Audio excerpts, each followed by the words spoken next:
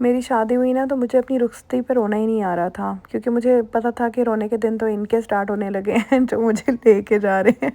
खैर मेरी एक आंटी है, उन्होंने आके मुझे बड़ा कहा कि रोना नहीं है, रोना नहीं है। अब रोना मुझे आ नहीं रहा।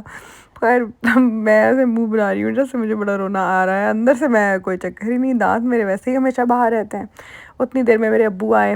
बस अब्बू से मिलके ज़रा लगा कि हाँ, ये मेरे क्योंकि मोहब्बत अब्बू से बहुत ज़्यादा रही है हमेशा, और किसी और से ऐसी मोहब्बत कभी महसूस ही नहीं हुई ज़िंदगी में।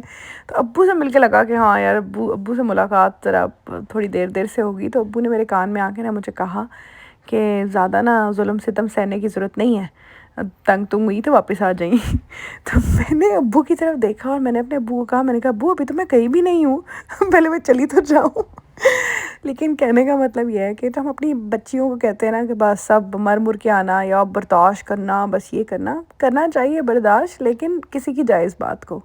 अगर आपको अगले जुल्म सितम तंग करने पे आ गए हैं, आपकी ज़िंदगी ख्वार कर रहे हैं, आपकी ज़ात की नफ़ी कर रहे हैं, आपको ज़लील कर रहे हैं, आपको गाली दे रहे हैं, हाथ उठाना तो बहुत एंड की बात है ना, वो तो मैं बात ही नहीं कर रही। एक गंदी ज़बान आपके साथ इस्तेमाल कर रहे हैं, तो ये जुल्म सितम बदतमीज़ियों में ही आता है, इसको सहने की ज़रूरत नहीं होती है। तो खैर मेरा तो खैर ऐसा कोई अल्हम्दुलिल्लाह केस था ही नहीं। मेरे तो सारे ही अगले पिछले सब लोग अच्छे ही मिले मुझे ज़िंदगी में। लेकिन कहने का मतलब ये, अपनी बच्चियों के लिए भी मैं ये सोचती हूँ कि कल को शादियाँ हों तो मैं उनकी रुखसतियों पे उनको सेम यही बात कहूँगी कि बेटे ज़्यादा मज़लूम बन के लोगों के धक्के खाने की ज़रूरत नहीं है। अगर कोई तंग कर रहा है तो पीछे मैं खड़ी हूँ, मैं मर नहीं गई हूँ। और जब तक मैं ज़िंदा हूँ ना, कभी भी ज़िंदगी में ज़रूरत है तो मुड़ के देख सकते हो। ये पीछे से आपको ये पता हो ना, एक सपोर्ट है, मेरे अब्बा जी खड़े हैं या मेरा कोई एक अपना पीछे मेरे लिए खड़ा है, तो फिर आप अपने ना, आपके कदम मजबूत हो जाते हैं। बाकी ठीक है, अक्ल शऊर इस्तेमाल करना चाहिए। दूसरों की इज़्ज़त करोगे तो इज़्ज़त मिलेगी।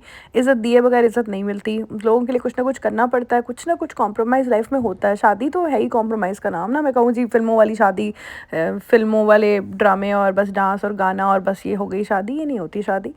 तो अपनी बेटियों को ब्याहते हुए ना, उनका साथ देते हुए उनको ये समझाना भी चाहिए कि पीछे वाले मर नहीं गए।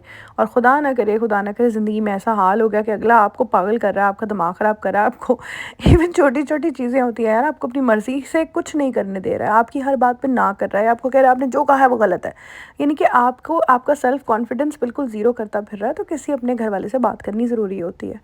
और अगर नहीं कोई इंसान का बच्चा बन रहा तो पिछलों का दरवाज़े खुले रहने चाहिए। बेटियों को इस तरह नहीं बयाना चाहिए कि जाओ मरो, जो मर्ज़ी करो, जल जाओ, ज़िंदगी तबाह कर दो। इतनी मेहनत से हम बच्चे पालते हैं, इतनी उन पे जान निछावर करते हैं, अपनी सारी ज़िंदगी उनके पीछे लगा देते हैं, इसलिए नहीं कि कोई एक आदमी या एक औरत आएगी और आके उनका जीना मुहाल कर देगी।